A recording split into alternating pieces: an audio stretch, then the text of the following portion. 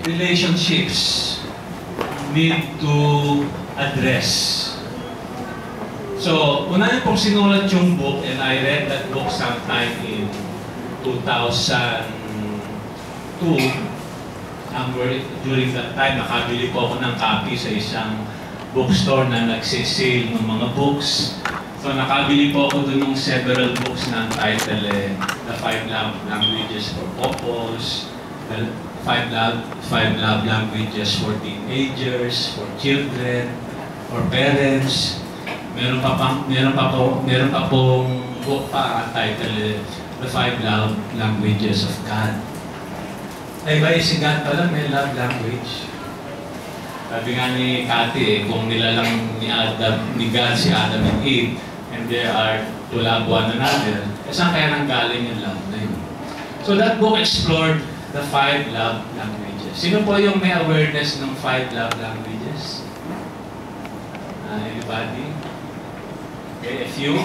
Kung tatandaan niyo po yung acronym na WQGAP, hindi niyo na makakalimutan kung ano yung ano yun. So, isulat niyo po sa notebook niyo or somewhere, WQGAP. Yung GAP, gap. Siguro madaling i-picture yung gap. May buwang, may pagkukulang. Merong something is missing, kaya gap. Yung WQ, ano kaya yun? Siguro it can stand for the acronym WQ can stand for the acronym water quality. Okay, WQ, tandaan nyo na lang yung, let's say W stands for water, yung Q quality, kaya water quality, tapos GAP, gap. Imagine if we have a water quality gap here in Metro Manila, ano kaya mararamdaman natin? Di ba, magko-complain tayo kasi baka magkadarahiya tayo, magkaroon tayo ng sakit na hindi natin maipaliwanag. Even there was a time during Moses' time, di ba, na nagagalit yung mga Israelites, nagko-complain kasi merong water quality gap. Uuhaw sila sa desert. Kinausap ni God si Moses, Moses, ganito ang gawin mo, sabihin mo na sa rock. May lumabas na tubig, imbis na kausapin ni Moses yung rock, pinalo niya ng 2 beses. So people get hot-headed, hot-tempered when there is a gap. And how much more pag meron tayong love gap. There's such a thing as the love tank. Meron po tayong tangke ng pagmamahal na kailangang punuan. Sino po kaya ay magpupuno ng tunay na pagmamahal? That's the question I want us to answer this morning. But because we are physical, we can only sometimes realize, experience, or become aware of love when we are near another person. And I think if you will permit me, I would like now to answer kung ano yung WQ, GAP, ano yung 5 love languages na yon, by inviting my wife to give the presentation. So please welcome Cathy. Oh, hello po. Nakating pala tayo. Kaya palang ganda. I thank you. That's words of affirmation. Yan po yung 5 love languages. Yan po ang unang-una, words of affirmation. Thank you, ate. Pero pinagsabi sa akin pagpasok ko dyan, yung isang children, isang bata, isang child. Sabi niya, Mama, ang ganda niyo po. Sabi ko, thank you. Pero sa totoo lang, ito pong words of affirmation, ito po yung actions na don't always speak louder than words. Sila po yung gusto-gusto nung mga unsolicited compliments, yung nagsasabi ng I love you, tsaka yung bang, huwag kang magsasabi dito ng mga negative. Or yung i-insult mo siya. Naku, masasaktan po yan. At hindi niya kaagad nakakalimutan. Sa FB word, this is very true in FB word. Diba sa FB may magpo-post ka? Gusto nila hindi lang ilalike, gusto nila magpo-comments ka. Pero anong comments ang gusto? Good, positive comments. Kasi pag nag-comment ka ng negative, just like yung may post ako sometimes na may nag-comment ng negative, yung mga words of affirmation na friends ko magsasagot dyan. Ibaba nila yung yung nagsabi sa'yo ng negative. For sure. Sasabihin niya, ito talaga, ang ganda-ganda naman eh. Gaganyan yan. Kasi mga words of affirmation yan. Kaya pag nag-comment kayo sa FB, huwag kayo mag-comment ng negative kasi pwede nila kayong i-block. Ma-block nila kayo for sure. Ako nag-block ako eh. Pero hindi po ako masyado sa words of affirmation. Words of affirmation. Yan ang list ko eh. Kaya ako kahit hindi yung sabihin maganda, although thank you, sinabi niya maganda. Pero more on ano ko, quality time. Yan. Number 2, sa 5 love languages is quality time. Yan. Ito yung ayaw ko nung undivided attention. Ayaw ko nanonood ka TV, kinakausap mo ko. Especially ang best example when we have dinner date, special dinner date. Yan. Ayaw na ayaw mo sa asawa ko yung nagsiselfone. Alam mo, minsan sabi ko, habis ko yung cellphone mo. Kasi gusto ko, focus ka sa akin, kausapin mo ko, tingnan mo ko. Diyan mo ko purihin. Masyadong KSP, no? Yan ang quality time ko. Talagang gusto niya talaga talagang titingin ka. Meron nga akong teacher, pag hindi ka nakikinig, hihinto sa pagtuturo. Yan yung mga quality time. Gusto nila makikinig kayo. Number 3. Sino yung receiving gifts dito? Ito yung mga anniversaries, birthdays, ayaw nilang kakalimutan mo yan. Yan yung mga gusto nila yung mga regalo. Meron akong anak na ganito. Gusto niya ng birthday gift, regalo, bagong sapatos, damit. Masaya siya. Uuwi ng bahay yan, minsan gin-joke ko. Kasi minsan nagdodorm eh. Minsan sa lola niya sabihin sa kami ko, ba't umuwi ka? Wala naman pera, tapos tatawa sa akin. Totoo yun, pero minsan ayaw nila mag-iistahan yung birthday nila yan. Gusto nila yung perfect gift, saka gesture, shows. Yan. Gusto nila yung caring, tsaka yung may prize. Diba niya, tumulong sa akin sa bahay, may sweldo yun. Sabi pa nga sa akin, Mama, 500 a day ako. Ako, what? Wala ka pa sa sweldo ng dyan, hindi ko kaya yan. Sabi ko, 400 a week ka lang. Dahil yan ang sweldo ko sa tagalinis ko na once a week, sabi ko. Yun ang sabi ko sa kanya. Number 4, eto po, acts of service. Ang best example po nito ay ang aking spouse. Ang asawa ko po ay acts of service. Siya po yung master. Ako yung slave. Nagbiwala ba kayo? Hindi. Makikita nyo, etong twist dyan. Makikita nyo yan, titiblahan ko kape, lulutuan ko yan, bigyan ko siya ng bibigyan ko siya ng mga kailangan niya, nagamit, Ang maganda po dito sa acts of service, yan po ang the best slave. Pwede niyo po siyang utusan talaga na papatimpla ko yan ng kape, na may breakfast in bed pa ako, at tigasin po yan. Tigasaing, tigalinis, tigahugas ng pinggan kasi may allergy po ako sa sabon. Wala po kaming katulong talaga ngayon. Kaya siya po naghuhugas time to time. Yan ang maganda po sa acts of service. Kaya kanyang ipag-drive mula umaga hanggang hapon. Pero sila rin nangangailangan. Kailangan mag-serve ka rin sa kanila. Best servant po sila. Kung ikaw best ka din mag-serve sa kanila. Yan ang napansin ko sa acts of service. Tama ba lang? Number 5, physical touch. Yan. Ito po, ako po ito. Ako rin ito. Dalawa po ako, quality time and physical touch. Naglalaban po yung dalawa sa akin. Pero dati po physical touch lang ako ha. Nung ako'y nagkaedad, nag-quality time na ako eh. Nakatawa no? Physical touch. Ito po yung language na hindi po to all about the bedroom. Hindi po. Minsan papipiliin niya ako. Darling, anong gusto mo? Full body massage or intimacy? Sabi ko, ay, anong tingin niyo yung pinili ko? So tingin niyo, anong pinili ko? Massage? Pero masabi, both daw pinili ko. Sabi ko, hindi ko na po kaya. Massage na lang ako, full body massage. Sabi ko sa kanya. So, ito, mahal, importante sa tayo itong physical touch na to, alam. Maso-surprise ka. Ito yung mga sensitive sila sa mga touch. Alam nila yung touch na malicious, kung friendly, kung okay lang, wala lang, or meron ka talagang meaning. Madali silang makadiscern. Ayan, ganyan po ako.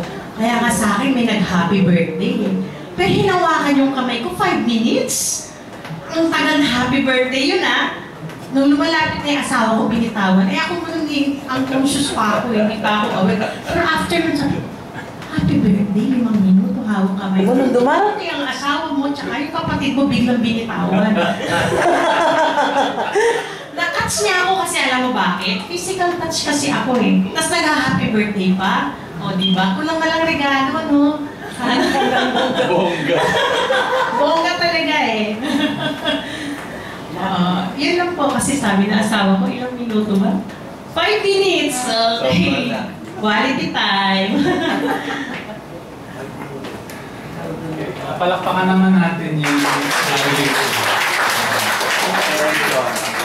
again, the title of the message is the language, the language of God or God's language 101. So the book, the 5 Love Languages came out in 1995. Yung namang book na the Love Languages of God came out in 2002. So the author realized na if human beings are able to express love, then probably may source po yung love na yun. And no other source is God. Kaya nga po, pag tinignan po natin yung fellow human beings natin, pag tinignan natin yung sarili natin, we are but distributors of love. Hindi po tayo source ng love. So the first thing that we need to address, kung meron pong mga gaps, kung meron pong mga pagkukulang dun sa WQGAP, by the way, memorize na po ba? We're going to use that acronym to stand for the 5 love languages. Ano po yung W? Yung Q. Yung G. A. And then P. So, we have 5. God has 5 love languages. You may say it in that way. I mean, if we're going to categorize all these activities na nararamdaman po natin na mamahal tayo, then most assuredly, God has all the 5 perfectly. Pero tayo po, meron po tayong dominant or secondary. Like in my case, ang primary love language ko po is acts of service. Sa case po ni Cathy, physical touch. So you could just imagine how we're going to apply yung verse po na ito that we will be studying this morning. If you have your Bibles, please turn with me to several related verses. Pero if there's one verse na we want to begin with, di ba birthday po nating lahat kanina? Birthday po ba natin kanina lahat? And therefore lahat tayo nangangailangan ng gifts. And the gift that we can all receive right now this morning is John chapter 3 verse 16. For God so loved the world that He gave His only begotten Son. He gave, nagbigay po siya so that, anong masunod? we may have eternal life.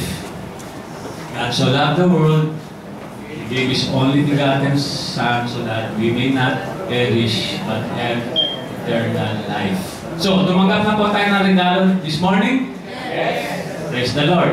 Okay, pwede na to akong umuwi. But it doesn't end there. Paano naman yung mga love language hindi gifts? Kasi, like kami ni Cathy, hindi namin primary yung gift. Parang we don't feel love sometimes when puro regalo lang yung binibigay sa amin. Iba talaga yung pag yung naibigay sa yung pagmamahal, based dun sa iyong primary love language. But then if God gave us His gift, none other than His Son, then probably we can say, diba, God so loved. Can we also say that God is love? Anong verse po yung nagsasabi sa atin, nag-affirm sa atin na God is love? Anyone? Can you help me here? Diba? John 3:16. Ano kaya yung verse that will tell us that God is love? 1 John 4:16. No, di ba daling memorizein? Based dun sa John 3:16, lagyan nyo ng 1 yung John. 1 John na. Yung 3, dagdagan nyo ng 1. 4. Yung 16, lagyan nyo pa ng 1. Medyo sumobra na tayo. Pero, really, if you're going to talk of God's love, that's the verse that tells us that God is love. 1 John chapter 4, verse 16. Memorize nyo na po ba? Kasi memorize natin yung John 3:16. Manong i-memorize na rin natin yung 1 John chapter 4, verse 16, which says, NIV, and so we know and rely on the love God has for us. God is love. Whoever lives in love lives in God and God in Him. Ilang beses binanggit yung love na yun? Bilangin nga natin. 3 times in that single verse. Diba? God lives in Him. And so we know and rely on the love God has for us. God is whoever lives in God and God in Him. 3 times. Parang Trinity. Nandun na yung Trinity. And yet, how does God express His love? Sagutin natin po yun. How does God express His love for us? How did Paul encourage the Corinthian church to love one another? Ano yung mga sinabi niya? Ano yung sinabi dun sa love chapter? Ano po ba yung love chapter na sinasabi? 1 Corinthians chapter 13. And sino po naka-memorize nung love chapter? There was a time I have memorized this and I have recited this. Pero ngayon medyo excited muna ako, babasahin ko muna. Pero in 1 Corinthians chapter 13, verse 4, ito po ang sabi. Love is patient. Love is kind. It does not envy. It does not boast. It is not proud. It is not rude. It is not self-seeking. It is not easily angered. It keeps no record of wrongs. Love does not delight in evil, but rejoices with the truth. It always protects, always trusts, always hopes, always perseveres. Love never fails. But where there are prophets, they will cease. Where there are tongues, they will be stilled. Where there is knowledge, it will pass away. Maganda pong memorizing yan. But in addition to memorizing that, we have already memorized the 5 expressions of love. Which is, ano po yung 5 expressions of love? Words of affirmation, quality of life, Yes. Pwede po bang ikabit natin itong 5 love languages na ito dito sa mga verses na binasa natin sa 1 Corinthians chapter 13 verse 8? Because sometimes we say love is patient, love is patient. And yet, hindi natin ma-express in a language na ma-appreciate mo ng kausap natin. Kasi what does it mean for a person na ang love language ay physical touch, na maramdaman niya yung patience? Or what does it mean for a person na ang love language ay primary acts of service, na maramdaman kong love is patient? So ito po yung what makes it exciting, that we can actually express God's love through love language. But we need to realize na siya ang source. And it's quite challenging to really express love to another person kung deep inside, you don't feel God's love in you. Kumbaga, tuyo ako, paano ko naman i-express yung love ko dun sa other person? I don't feel love. So, address po natin yung issue na yun. We need to receive God's love first and foremost. And because we have now received God's love, and it should be on a continuing basis until He brings us home, then nag-overflow lang po yung love na yun so that it can be expressed towards others. So there was a time I was invited to speak about love languages, but the topic is about God's love language. So again, ang reference yung book na The Love Language of God. But, you know, when I first read that book, parang kahapyaw lang. Dumaan lang sa isip ko kasi nga, I've been practicing love languages with my wife. Siyempre, mas madaling mahalin yung nakikita, nahihipo, nakakausap, things like that. But God is Spirit. How can I have a love relationship with the Spirit? So, prior to my speaking assignment, I said, God, gusto ko maramdaman itong 5 love languages with you.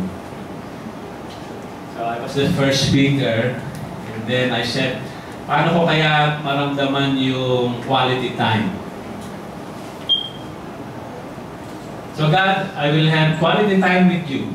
Mag-fasting po muna ako with you. Ifo-forgo ko muna yung breakfast ko this morning. And so si Cathy, dahil meron siyang assignment, kasama ko rin si Cathy doon sa seminar na yon. Kailangan umuna na. Kasi nga, siya yung mamimigay ng mga meal ticket. Ako naman, sabi niya, oh darling, ito na yung meal ticket mo, ipapatong ko dito. Malis na siya. Sabi ko, darling, iwanan mo na yung meal ticket. Sa loob-loob ko, hindi naman ako magbe-breakfast this morning.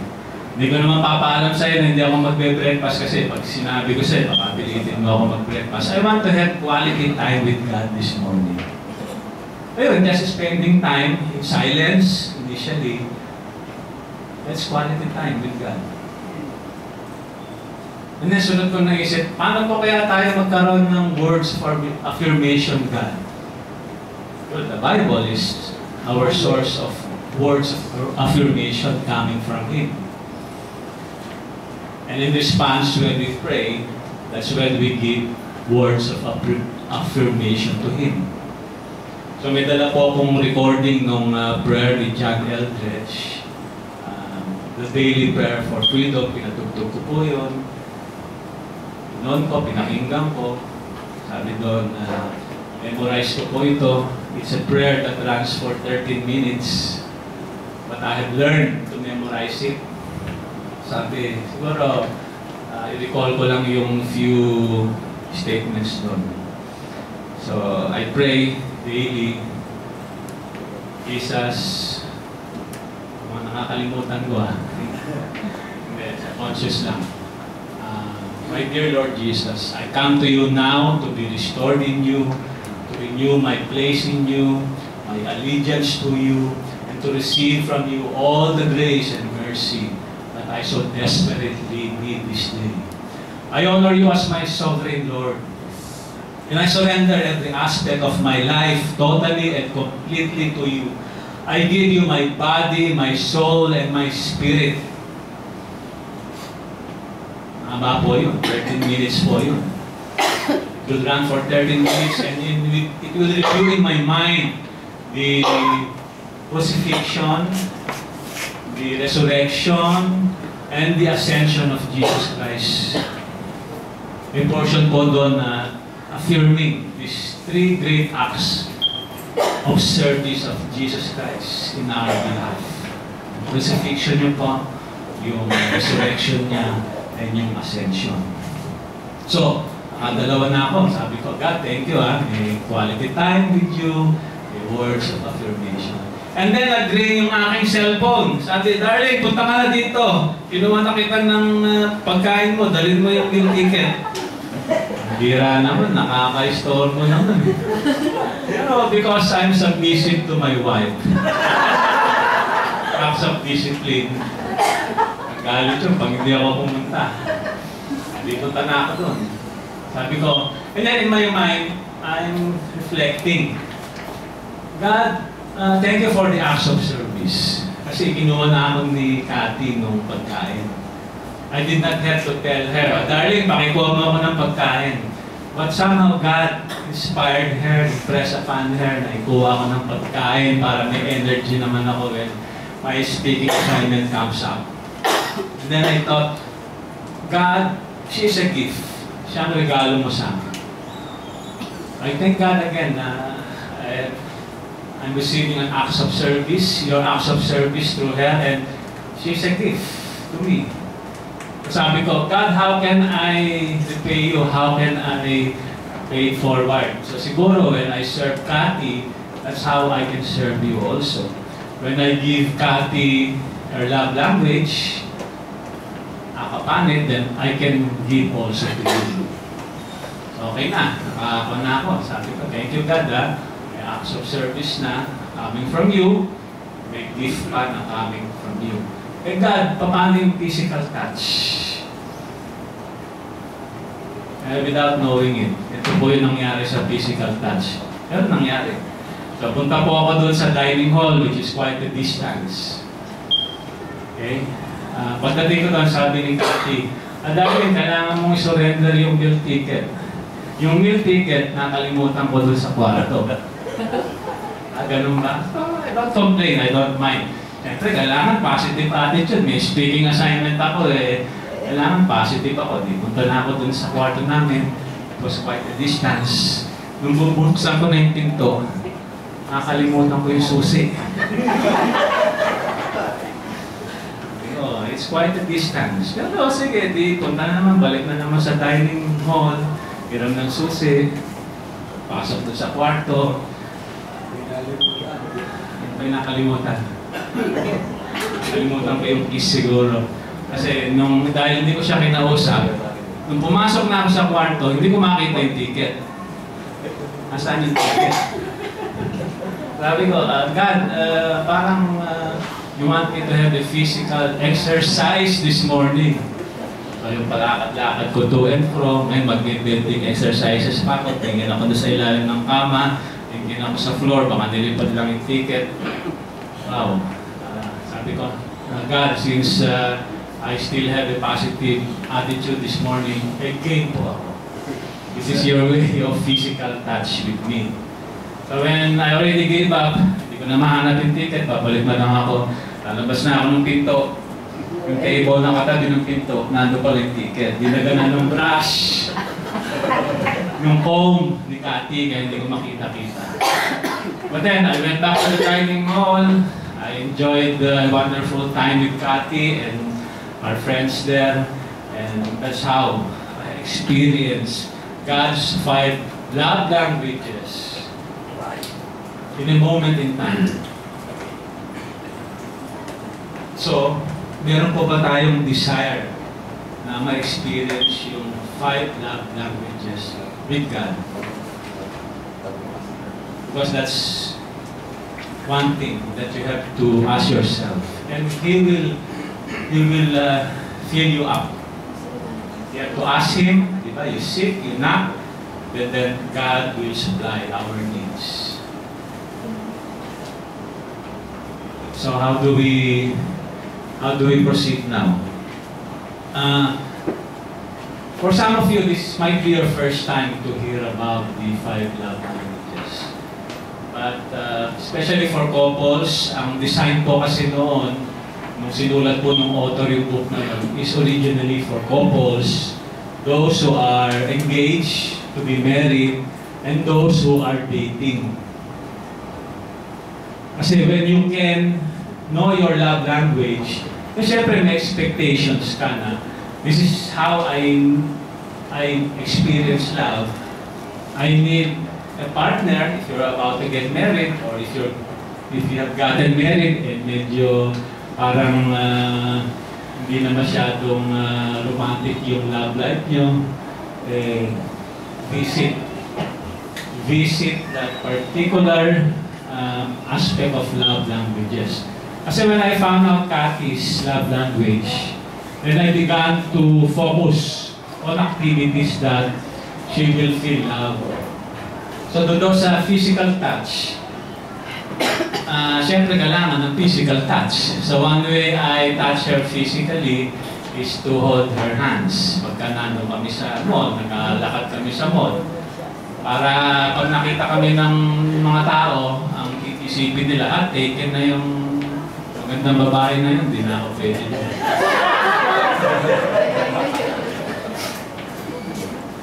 This morning, meron nga po palang apps, no, for those of you with the cellphones na pwede mag-download ng apps. Kung married couple kayo, kung engaged kayo, kung dating kayo, i-download nyo po yung apps na 5 languages or 5 love languages.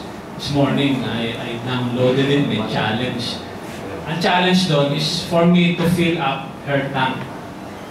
Okay, so nagbigay ng tips, paano ko ba mamahalin yung ang love language na dominant with physical touch. So sabi doon, tip number 1, hawakan mo yung kamay, yung spouse mo, medyo pindot-pindutin mo, massage mo, tingnan mo, analyze mo, ano yung mga maganda pala yung kamay niya, malambot, pero may paso rin, bakit parang maiksi yung isang daliri, bakit mukhang magaspang yung isang palad. I mean, kung may spouse po kayo na ang love language ay physical touch, that's one way you can do it. Ang sabi ko kay Kathy, darling, download mo rin yung para sa acts of service. Eh di download niya rin. Tapos sabi naman doon sa acts of service, mag-house chores ka, misis. Kasi pag nakita ka ng mister mo na acts of service na nag-house chores ka, you will feel love.